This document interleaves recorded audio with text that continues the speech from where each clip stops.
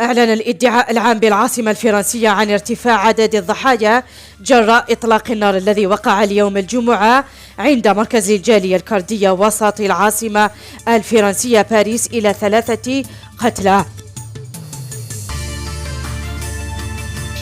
هذا وأكدت النيابة العامة الفرنسية عن وفاة شخص ثالث متأثر بجراحه بحادثة إطلاق النار بالعاصمة الفرنسية. وكانت الشرطة قد اعتقلت منفذ إطلاق النار وقالت أنه رجل يبلغ من العمر 69 عاما. وفتحت النيابة العامة تحقيقا في جرائم اغتيال والقتل العمد والعنف بحادثة باريس.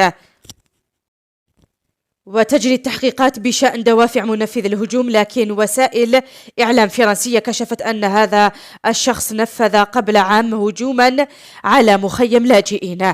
ووقع هجوم اليوم الجمعة في مركز الجالية الكردية، وهو مركز يستقبل اللاجئين.